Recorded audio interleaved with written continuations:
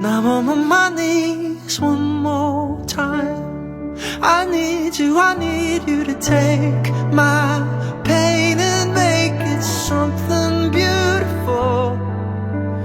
Take my sorrow, show me it's not mine to hold. So hi everyone, we have our next episode of Humanity podcast, which is part also of our Humanity magazine, where we really look at what change are you making for humanity, bringing some amazing people forward, which makes you think about what change can you make, because change always starts with ourselves, and what we need to see happen in society, humanity, can be very much overwhelming about where do I start, can I even make a difference?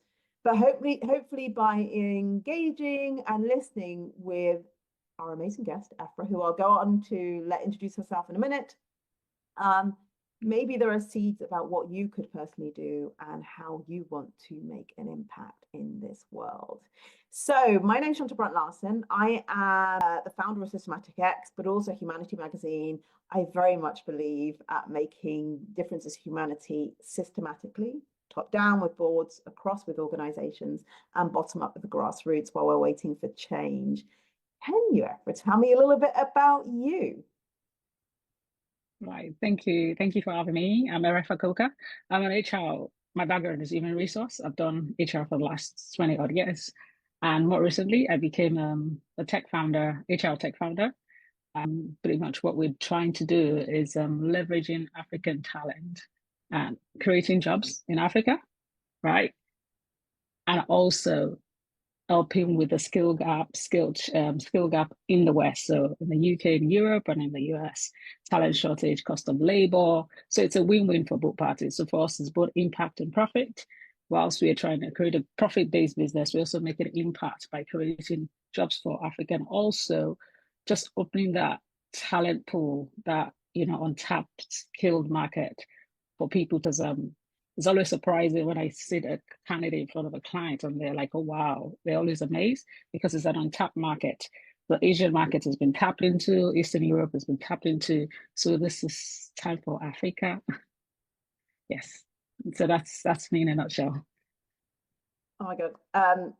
So this is brilliant, because if anyone has seen any of the reports about demographic shifts, the fact that Africa will have the largest population of young people, over 50%, right? There will be a demographic shift. And you kind of touched about what you're doing, but if you were to crystallize, what's the one change you want to make for humanity? Equality, right? If you look at Africa is still poverty stricken. And why? Because in most African countries, the biggest employer of labor is always the government, and then the SMEs, the small businesses, right? So how do we create equality when we talk about decent job, economic empowerment for people all over the world? Is by we changing that, creating that shift. If we can start to create jobs for people where they can sit in their bedrooms and work anywhere in the world, they empower themselves economically. From there, they empower their families. They can start to create their own businesses from savings, and also empowering their community. So, when we talk about empowerment, it's always so easy to talk about empowerment, but do we do the follow-on act? How do we empower those people? It's not just by sending aids, and stuff like that. Is creating, and there are a lot of companies doing digital empowerment, digital skills, empowering, just creating digital skills across Africa, just empowering them and letting them get onto the freelance market and things like that. Well, obviously, the freelance market is a tough gig, because if I live in London, I'd rather take a freelancer who lives in London with me. So for us, it's just getting, is it the shift, the mind shift, and saying, look that way, look that way. Most people look to the Philippines, they look to India, or you know what, take a minute and look, we're just the same, on the same time zone. Same time you are in Switzerland, it's the same time in Lagos, it's the same time maybe in RBI in Accra. It's just so easy to work with African talent. But for more, it's just empowering this, as I said, 50% of youth in Africa, or sorry, 50% of the population of Africa is a youth. And if these youths don't have jobs, if they're not empowered, and Africa is going to be the biggest population in the world, you can imagine the catastrophe that we're looking at if that happens. So it's time to start to get Africa ready for that shift that is coming. Yeah, and I sometimes think people think kind of this humanity lens is woo-woo, but all these things are very much connected. If we're very much aligned, like our missions are very humanity led. But if you don't have that, you have societal unrest. So from a government point of view, you should be worried or challenged, because if you have that much of a young population, which is not, economically active, you actually have societal unrest. But also, we need people and we need talent. So there's a business perspective of it. And you talked about that economic piece. What's interesting to me as well is that we're talking about equality. I'm going to bring another lens in, equity. Equality is everyone has shoes. So I'm going to give you shoes, and they're all a size 42. I'm not a size 42, I'm a size 39, but you've all got shoes, right? Equity is that the shoes damn well fit you and you've got access to those shoes. And because you've come from a HR background, which is like people, but you're a bit like me, like, oh, there's something about technology. What technology has done has shifted this balance of power for people to tap in to do this from everywhere. So you can have your shoes that are size 39 and you can walk down any road and start to really tap into that. You don't have to be the big companies in the world. You don't even have to just be at the same location. You can even upskill yourself, because I know some of the other people that I work with are in education. So the access to education from anywhere to upskill yourself, you don't need to go down the traditional university route, because there are people literally doing more innovative stuff, learning off YouTube than the ones that have gone, because they're applying it to real problems, because they see these real problems. And so this like equity piece and bringing that lens in to how do we create this economic empowerment, and fusing that too with a very much untapped market is bloody brilliant. Is all I can say. And I work with, by the way, I work with Ghana a lot. Yeah. I work with Ghana. Shout out to Janito. Like, we work together in a retreat that we're actually putting together for anti-inflammation. There is so much untapped talent. So now I better understand the kind of real why. We've peeled back a little bit of the onion around the real why of why you're doing it. Tell me a little bit about, and I understand the difference, how that actually works, and maybe some of the challenges and opportunities that you've had to navigate, right, from a mindset point of view, but also an operational. So, that mindset shift. So from a mindset, no, from both. I'm starting from like, so mindset. It's almost the same thing, right? First of all, it's the trust. So, we say trust is the currency for business, right? It's the same trust that they have to have in you, in the talent. So it's brilliant. You have a untapped market, but okay, let's talk about I'm in England. The average English person is very risk averse, right? So they're like, oh, I haven't heard about that talent. It's not something I want to do. So it's getting them to even just trust enough to, and some of them have been brilliant, like they were like, okay, let's go for it. Well, okay. And then it's just, I think first of all, it's building the trust in the talent. And you mentioned something about governments tapping into this. And I know that the current government in Nigeria, they're doing a lot of digital skills. They are trying to create they like committees in Nigeria. So creating different committees to look at how they can turn Nigeria into offshoring destination for companies, and so that they can begin to talk to chambers of commerce, country to country, just building that trust, because we don't have that trust. India has built the trust. Philippines has built the trust. So first of all, for me, one of the things that the mindset I have to get my client to do is that trust that, yes, there's a good talent they can do, and then show them the opportunities. Time difference, English is a national language in most African countries, so, and most people follow the British curriculum, or so it's something that they really, and these kids are all on thank God for technology, they're all on TikTok, they know everything that is going on in the world. They're on Instagram, they're on, so they understand anything that you want them to do, things that you wouldn't even know how to do, they know how to do it. And the challenges that we have, we're still Africa is still largely a third world continent, right? So we have infrastructure challenges. We have obviously power in Nigeria. We have sometimes the internet. One time the fiber that was bringing the internet to Nigeria went off for a couple of days, but thank God we have satellite now through Elon Musk. So most people Oh use God, that. we thank him for something. So some people use that, and so I'm always upfront with client that yes, they'll do the work. They might not be able to turn on their video if they're having a call with you because the video takes zaps most of the. So it's better. So sometimes, but yeah, they can do a 5 minutes and turn off their video. They're working. They're there real time. And one of the things that we have also done to build. So with this technology, we have a workspace. So our talent to check in and check out. You can see they can select the work that they've done. You can time track them if you are that way inclined. You can see what they're doing. You can approve what they've done. So we have a platform. As I said, technology is an enabler. So it's enabled us to be able to do so many things. So that we for that, because those are the things, it's that trust. Are they really doing what they're supposed to? Are they, can they do this? Because again, some people don't know. They've never been to Africa, so I can't start to tell them, oh, it's almost Lagos is a cosmopolitan city. But again, most of our talent don't stay in Lagos. They stay, and that's why we're making access. We just don't want to focus on the guys in the cosmopolitan city. We want everyone to have advantage working with somebody who say, oh, I'm working with Dr. Chantal in Switzerland, and she lives in one remote village in Nigeria. It's something, you know what I mean? Something that will make her, she sees you and she wants to be like you, or he sees you and think, wow, the sky is the limit. And it's not just about the work, it's also the impact that the employers are building in their life.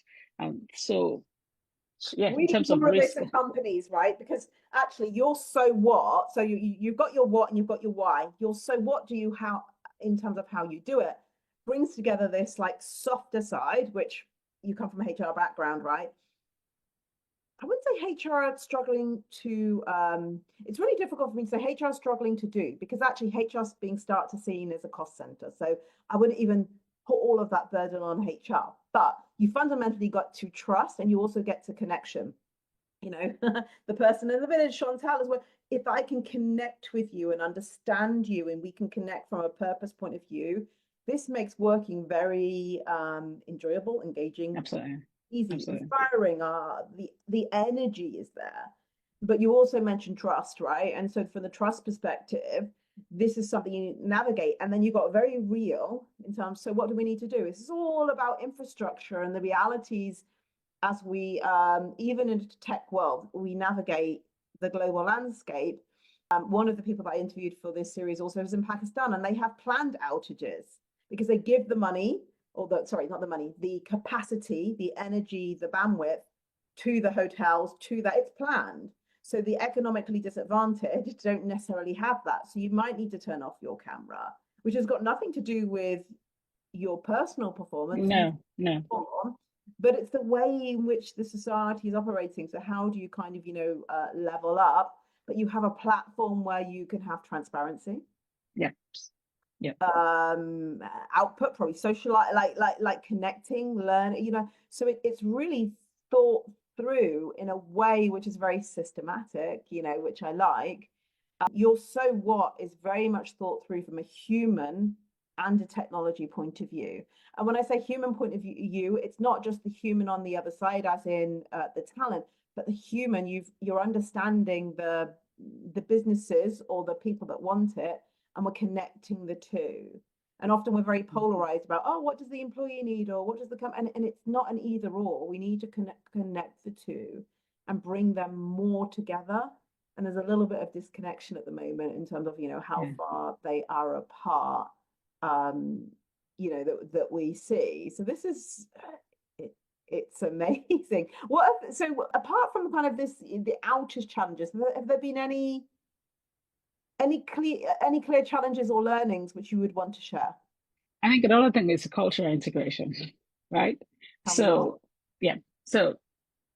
in Nigeria, I'm Nigerian, so I'm going to use Nigeria, and I think it's across most African countries. We come from a culture of respect, right? Where your boss is, yes, okay, yes, sir, yes, ma'am, yes, sir, yes, ma'am. Whatever they say, you don't challenge them. You even though you want to, you think of an idea, but the boss says this is the way to do it. Okay, let's just go do it.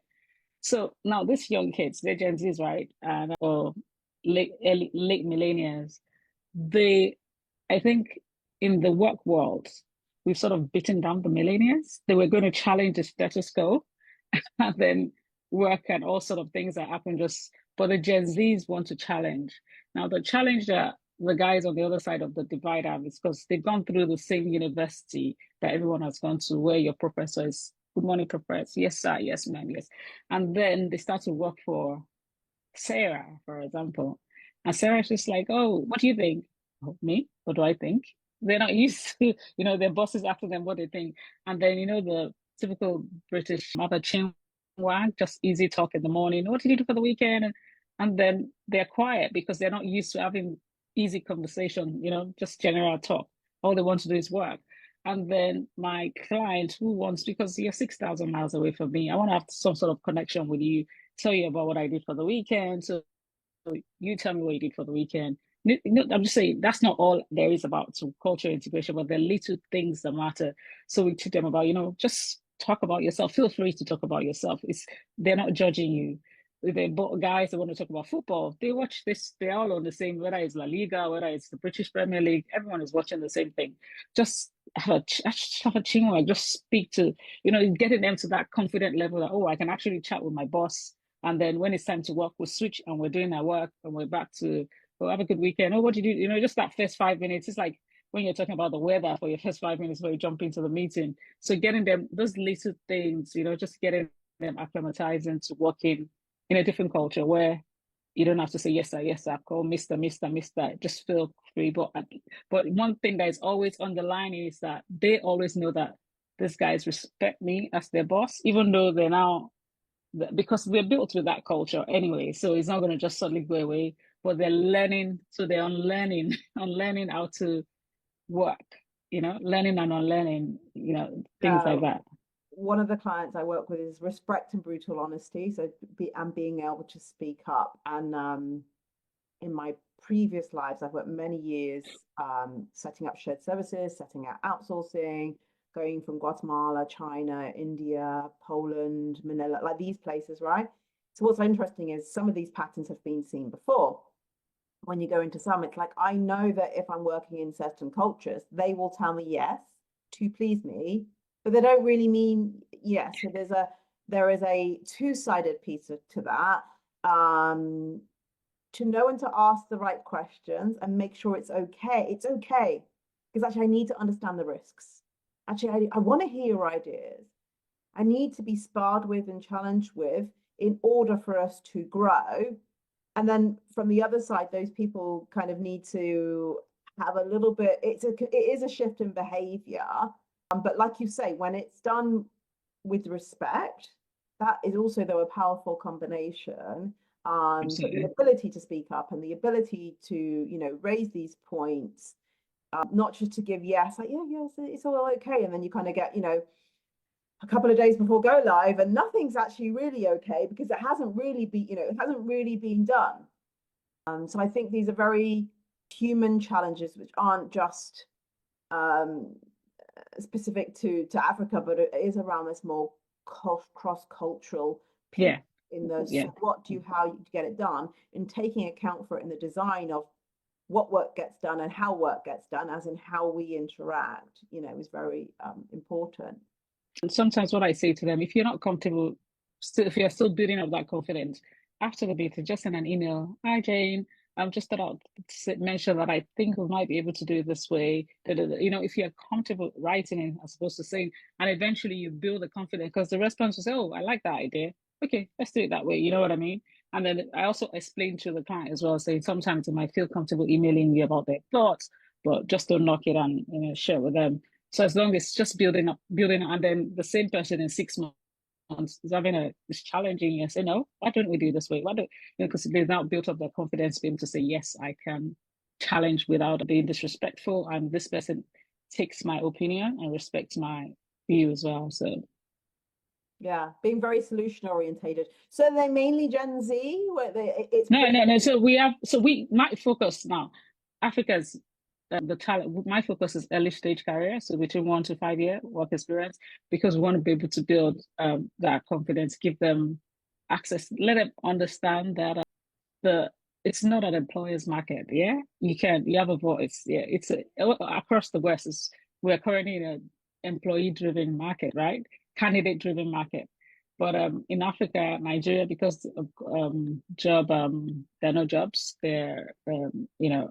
It's more of an employer market. So one job, 50,000 people, as opposed to when you're head hunting. Obviously, the senior level roles are head hunted for, but we want to give them that confidence. We want them, and these are the guys who are very digitally skilled, and they also go to a boot camp where they get through, just getting them ready to work Oh, how long's your boot remotely. camp then? So we do a 6 week boot camp. So Wow. it's self-paced learning, but you have to join 2 live sessions weekly. So that's also the reason why we wanted to join 2 live sessions is it's not easy to these kids, the distraction is so much, right? So that's why it's self-paced learning, and the videos are short burst of learning. They can learn something, but come online. Because you're going to be working remotely, you have to be able to jump on a call online. We have to see that you're committed to the to the work and the learning, to combine things, getting you ready for your first job. Okay, so what next for you? What next, and how do you get this to grow? And so what next? We are revenue generating. We are fundraising. We're fundraising. Fundraising is hard. I'm sure you know that story. We're fundraising, but we're bootstrapping. So as we're doing jumping on different pitches and stuff, we're bootstrapping to as much as we can. That's not stopping us. And for us, the next level is as we get enough users, is building, get on getting the gospel spread across the world, across the West. So how many? So what's the kind of size of your market now, and how many talents do you want to work with, say, 5 years out from now? 5 years out from now, I think we should be doing at least 10,000 talent on our platform, because we build a platform that can scale more than And how many 10,000. talents do you have around now? So on the platform that we have now, the total talent we have on our platform is about 1,005 across, because we started generating revenue, I'll say from really end of January 2023, we've placed over 150 talent across, most of the 3 months, 3 months, 3 months, and then we've done some 1 year, some going to year 2 now. We have a few going on to the second year. So it's just that's all done. But we hope 2025, at least we can get to at least 1,000 talents. If anyone was listening to this and their piece of the way that they connect with you around humanity is they wanted to uplift people economically, right? What advice would you give to them? Okay, if you're in the West and there's so many companies, if you're an employer, employ from Africa. You can empower. If you are an employer, even if you just need someone to do 2 hours piece of work for you, employ someone from there. That means you're actually empowering somebody. The second bit is there are things that you could do. Write. If you haven't got any fund or anything, just write pieces, do videos where people can, and where people can learn from. If you have something to give, because again, a lot of people learn, as I said, on YouTube, free YouTube videos, free TikTok videos, teaching people all sort of skills and things that they need. But if you feel, oh, I think that this is the next big thing that employers are looking for, hey, jump on a YouTube and start to teach people. Someone's going to find it, share on LinkedIn. People are always looking for, things to learn. And then if you can support, as I said, you work with a lot of people in education, support educational platforms, because that's what we first need. Before we get to jobs, we have to skill them, right? So you work with people doing education, upskill, fund them, do whatever it is, ed tech, all sort of things, so that they can get to the best, to the people that they're underserved. That's what we are. Those are the people that we're targeting. Yeah. So I think for me, I think this is how we are going to empower the next generations of underserved communities around the world.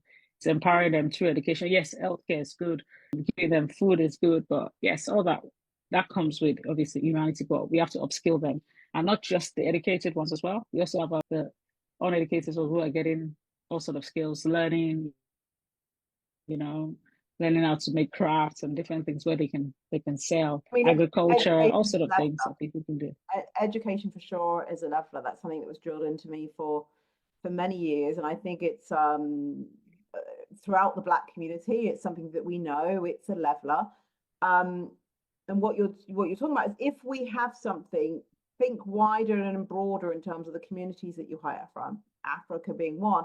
I would also say, as we live in a more globalized world, though, we do need to think about even just within your community, typically marginalized people, Black women, Black men, they're alienated, in workplaces or not being. So think wider than what you currently have and your sources, and definitely of other communities. Then the second piece is sharing your knowledge. And I think when I say education is a leveler, I also think knowledge can be a leveler or a disconnector. I think people hold on to knowledge as if it's power. And maybe that's because of a lot of insecurity, instability, a lot of layoffs after layoffs. And so knowledge becomes power. Hey, I need to be in every single meeting, or I'm just holding this. And actually part of the change, or one of the changes of in humanities, share your knowledge, right? Because you never know that knowledge in someone else's hands, which will not going to apply it the same way as you, but they might apply it in some way differently. You can make a difference to the community, to them individually, to companies. Sharing your knowledge is really important. In fact, retaining it does nothing, right? As in just holding it to yourself. And then I think you touched on the most important thing, which is upskilling. So much more needs to be done. And at some point, I think government and companies, not just in the global south, but in the global north, are so disconnected between the investment that needs to happen in upskilling. And this is causing dramatic economic disparities. I liken it to kind of because you're in the UK as well, like, you have the miners' strike. And when we had the miners' strike, whole communities changed because there was a change in which energy we're going to use. As we go into now another technological revolution, this fundamentally changes, what we do and how we do it, and communities and economy. And I do not yet see, I always use the word yet because at least we have positive intention, there's a bit of optimism, the bridge between how we then do that in a real way to upskill people of different generations, because we're all going to have to work to a very long age because pension age. Absolutely, pension, yeah. So it's a multi-generational workforce. Right. So it's not just about the young people. I know that, I understand your focus is on young people, and I absolutely agree, right, with that. But there's this upskilling part which really needs to happen between industry and governments, so that we're really ready for a lot of the skills. And it doesn't always have to be that the skills are technology, by the way. There are human skills that are going to be absolutely more needed. So I'm not just taking, but it's just recognizing what are these skills, how do they do it, having more foresight and planning about what we intend our society to look like. Therefore, what do we need to do, and how do we have an economic sustainable uplift of people so that we have less social divides between global north, global south, Africa, but also within our societies, within our immediate environment. So what you're doing is absolutely beautiful, and you summed up those three things really well in terms of what people should be thinking about. Where do people find you, apart from LinkedIn, website? Like, where do people find you to find out more, especially if they're thinking, hey, I need, even if it's 1 people or 5 people to go and do my role, I want to explore a little bit about how I can tap into African talent, and build this kind of connection, trust, and talent capability. LinkedIn. I write on Medium. I like to write, and also Instagram.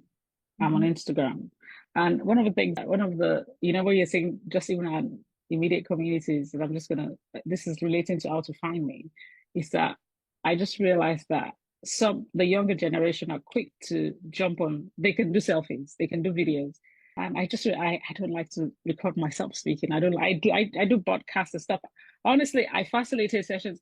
So I found something called the selfie school on LinkedIn. And this guy, Andy, brilliant guy, is teaching us how to, so doing 30 days of just recording yourself, just on the road, doing stuff like that. So yes, it's just to reiterate what you're saying about not just technology, little things like just recording, talking about what you do, So now I'm in a selfie school doing more videos. So I'll be posting more videos on Instagram about what I'm doing, about the talents, or maybe you find me on YouTube one day doing videos. So yes. So Instagram, LinkedIn, and our website, What's the www.emo. website's Yes. name? And for what's the website? Emointerns.app, www.imointerns.app. imointerns.app. Yes. Brilliant. Thank you very much. Thank you for having me. I need you to take my